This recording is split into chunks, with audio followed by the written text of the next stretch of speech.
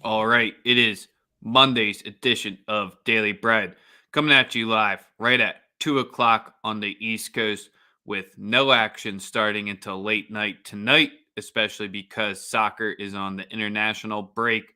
We're coming at you with an NBA only show. Maybe we'll throw in some NHL at the end, but Monday's best bets, the number one spot to be to make sure each Monday that bookie sends you that money on Cash App or Venmo, and you ain't getting that request coming in.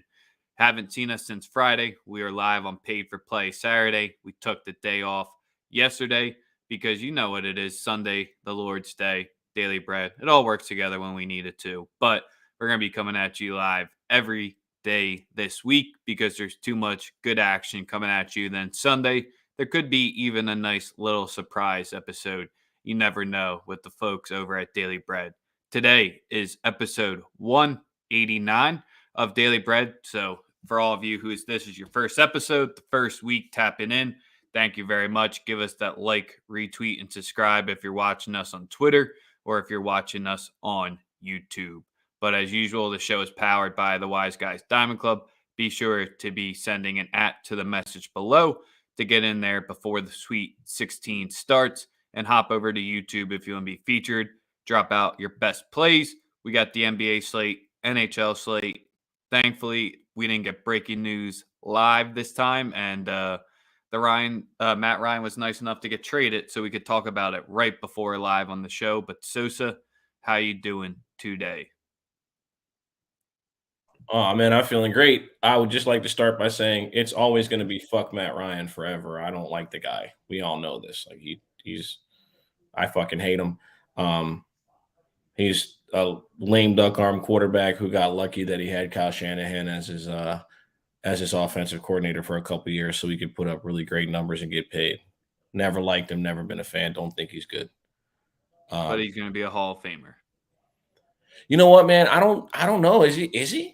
Is he going to be a Hall of Famer? The MVP usually gets you in no matter what.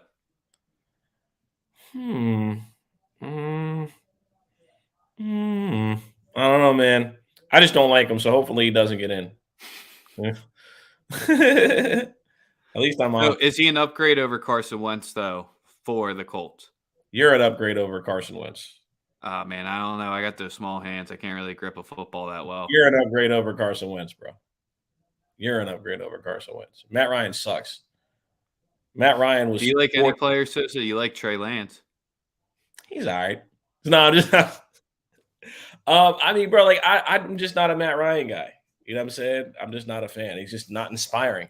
I mean, I think Matt Ryan and Carson Wentz to me fall under the same category. Like they're not anything special. I mean, some would say if you had a Hall of Fame wide receiver, Hall of Fame tight end, a really good offensive line, a top 5 defense, you'd at least get close to winning one Super Bowl.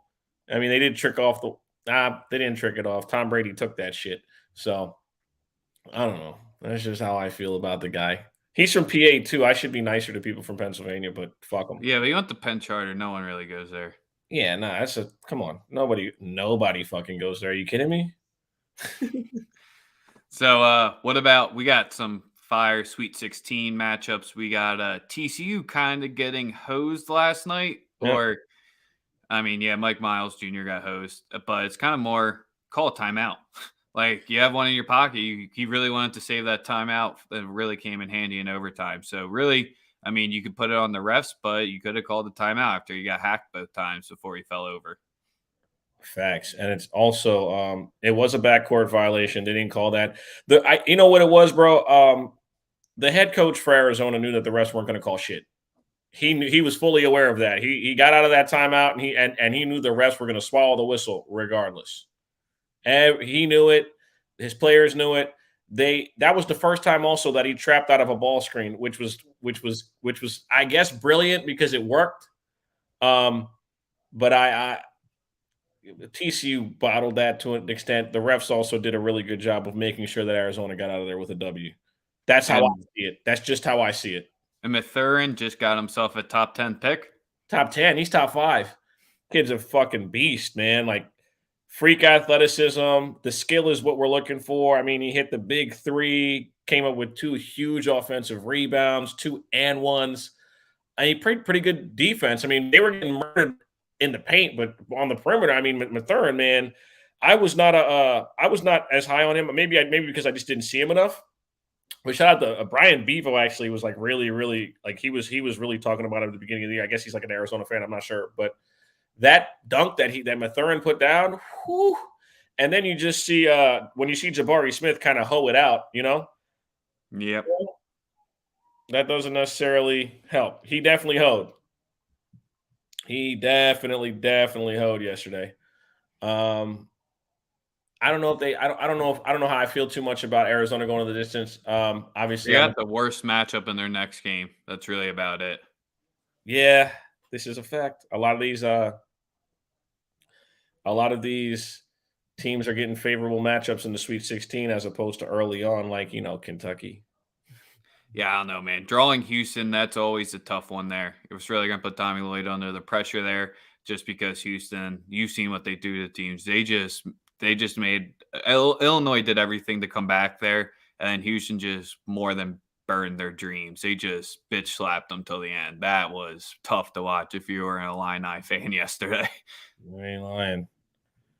I mean, I never been on the Illini anyway. I mean, they're Yes, sir. We'll definitely be. What we're probably going to do is for college hoops talk, we'll talk about the Thursday games tomorrow. We'll talk about the Friday games on Wednesday to give you the early looks, maybe some early bets before we get into it. But today we're going to go NBA only. So, Sosa, is there a game you want to start out with tonight?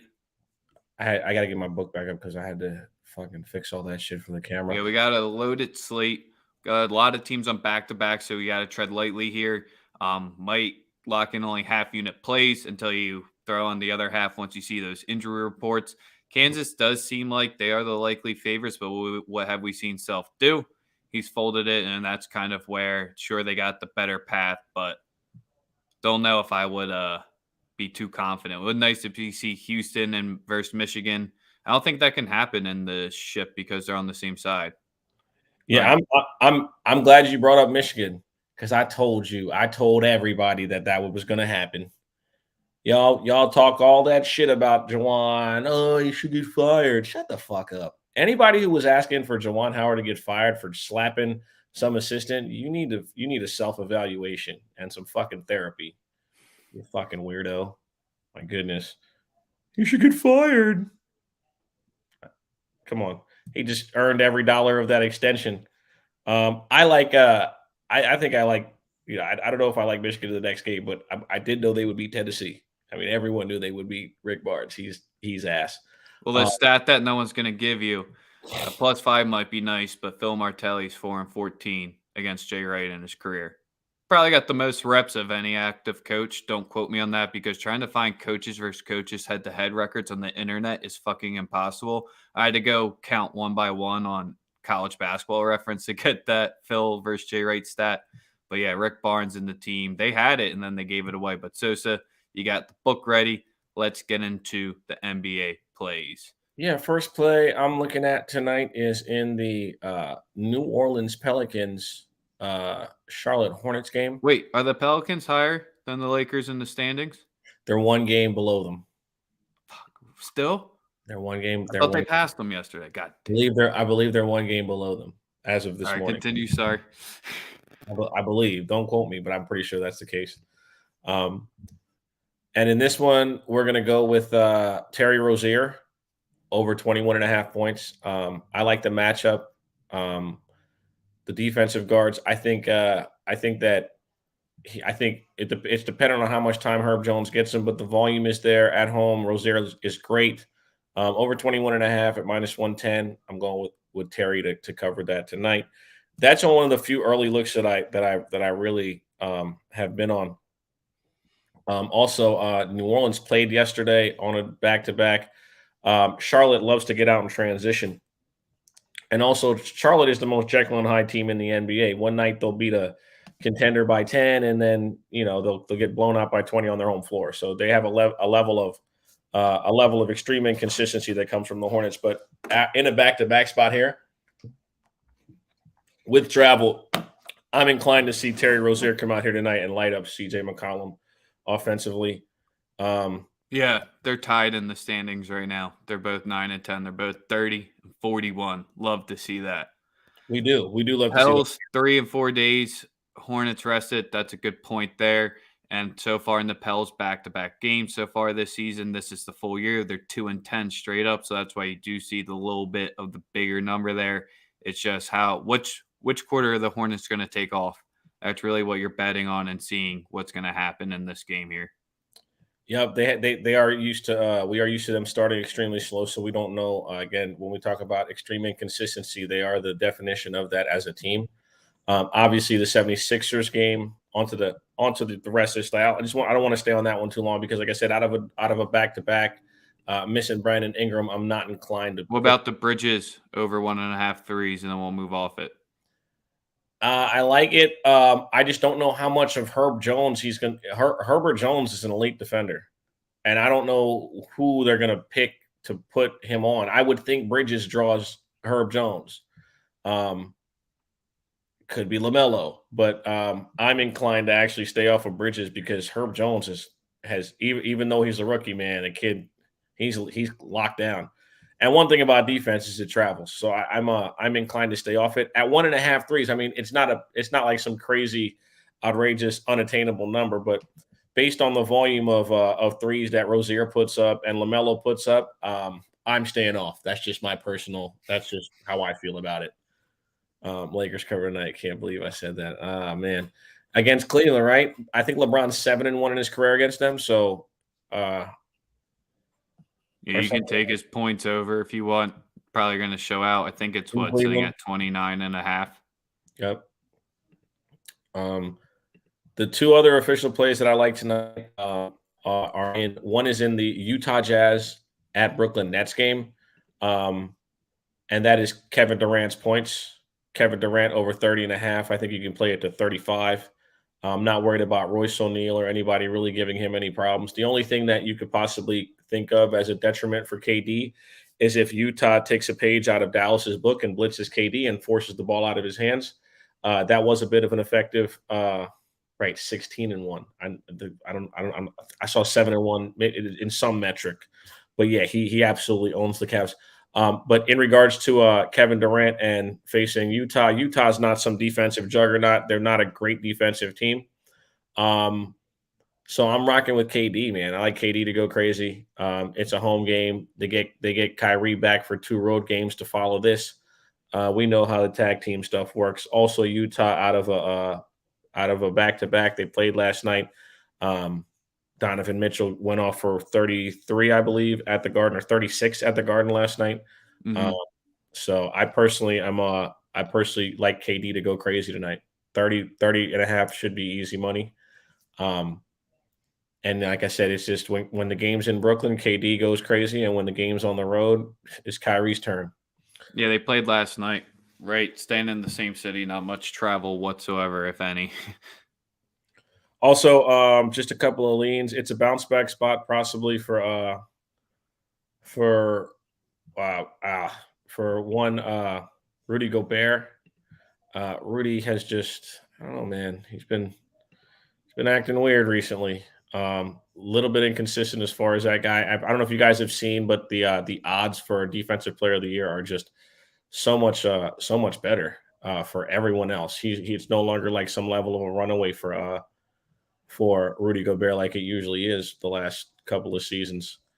So I think he's inclined to play well against a team whose front line is relatively weak. I believe. Hold on one second.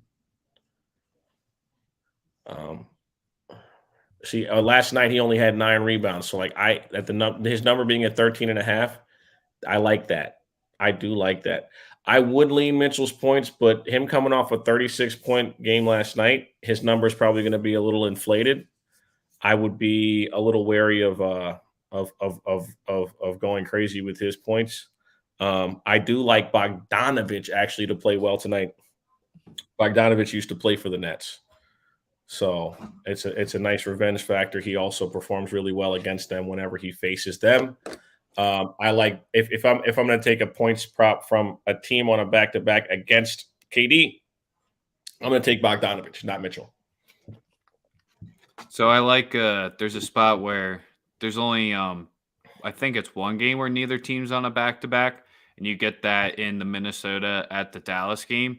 And it's gross that I want to do it because Minnesota has been an over machine, but Dallas has been an under machine, especially at home. I'm going to take the under 230.5 at minus 110 here for the full game in this spot. It's the first time this season at home, or even it's the first time this season completely overall that a Mavs game has hit the 230 number. And with them at home, I expect it to barely go under 230.5 at minus 110.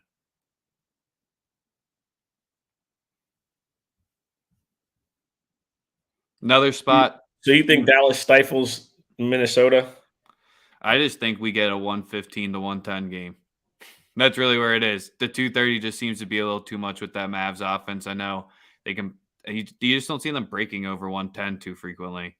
And that's kind of where both teams have a lot to play for here. It's hard to find an angle that doesn't support a Minnesota under because every metric that you look at, they fly over. It's just kind of where what we've seen with this Dallas squad this season that they just frustrate the hell out of teams, especially at home.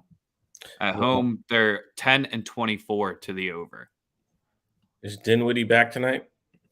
Dinwiddie is, let's see what the current report is. Probable, yes. Because I know they held him out the last game for a rest, and they don't perform. They don't perform as well without him. I know he's new.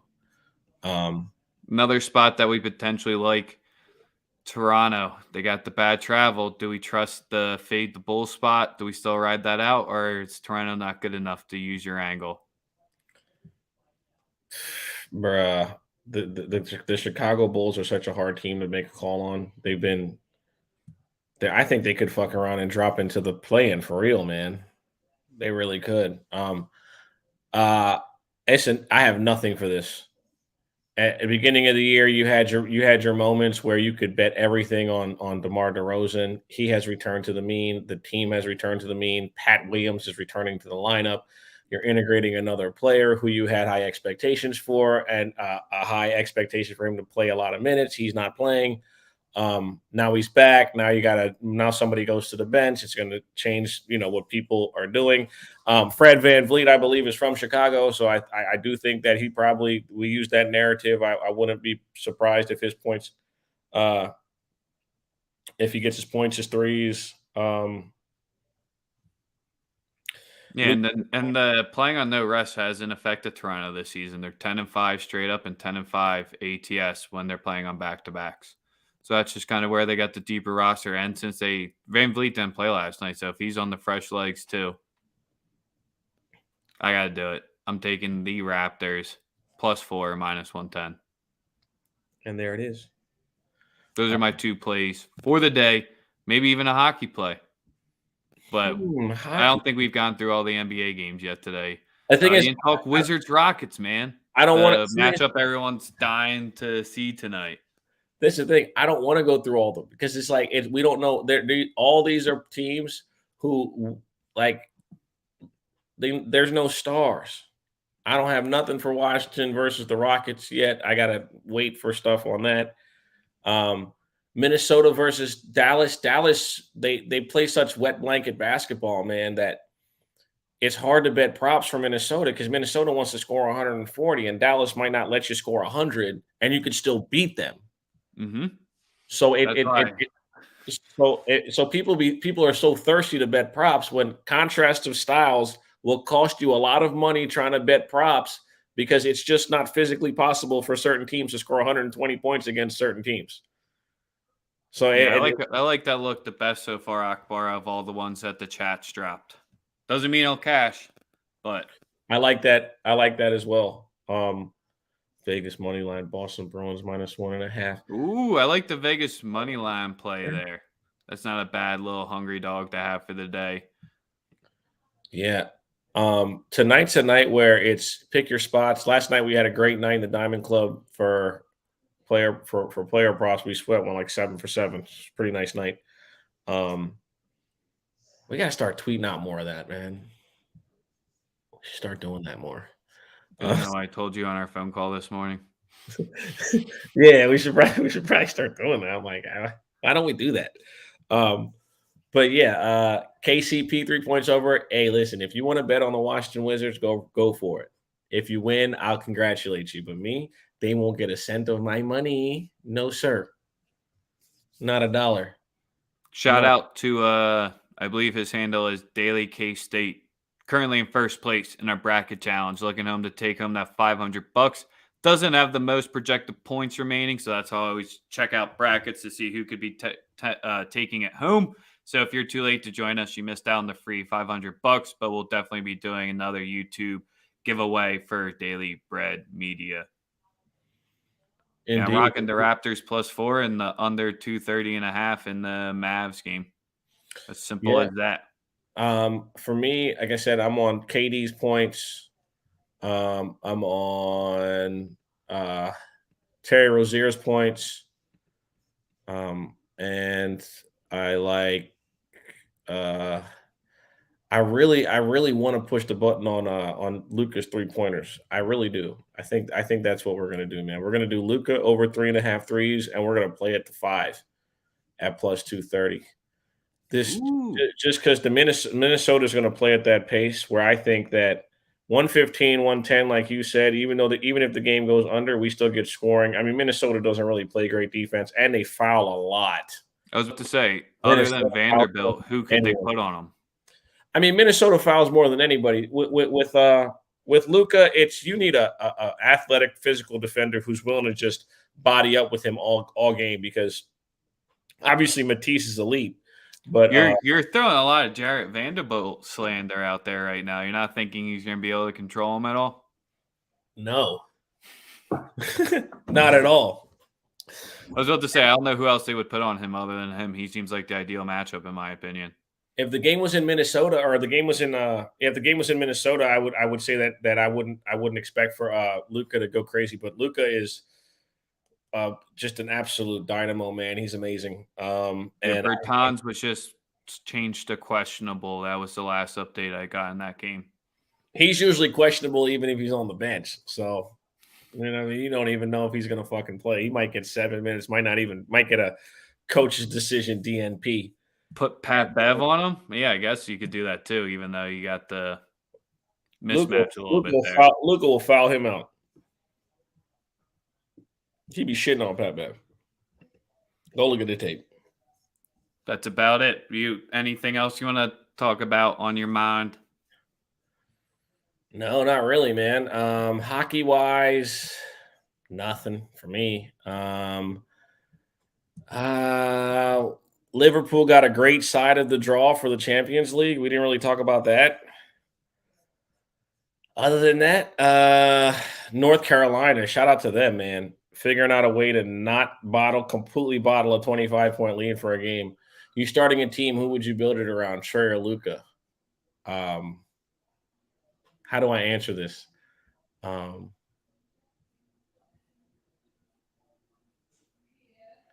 You're starting a football team. Who do you take? Peyton Manning?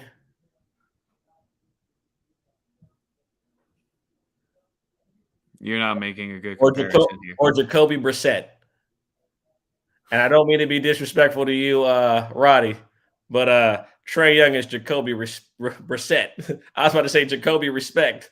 Sorry, dog. Listen, 100 times out of 100, I'm taking Luka Doncic, all right? What the fuck kind of question is that, Akbar? You're better than this. Come on. I like Trey, but he can't guard the two guys hosting this show. No, I'll agree with that one. The football, no. I was never a good football player. No, listen. Luka Doncic, there's probably right now, there's maybe, I don't know if there's, and you guys know that I'm very critical of Luka Doncic. Bro, he's the show. Sosa, here's your last burning question before we wrap up. The prestigious U.S. Open Cup starts tomorrow. The soccer one, not the golf one. Okay.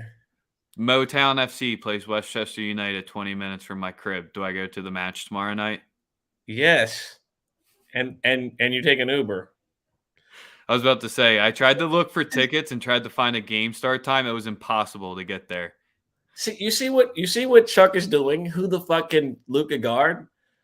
Bro, listen, you don't have to like him, okay? And it doesn't fucking matter. He's gotten much better defensively this year. Now, you might not want to give him credit for it, but he has.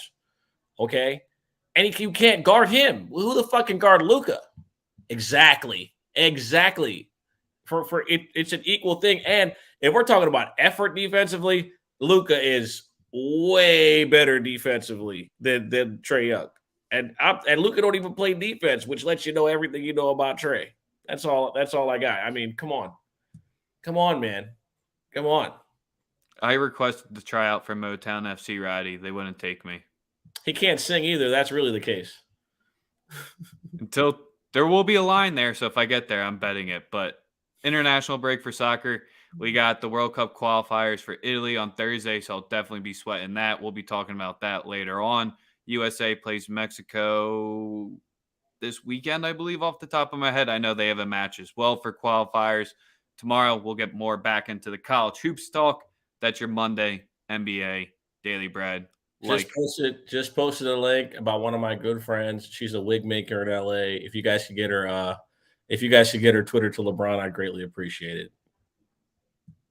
We out you.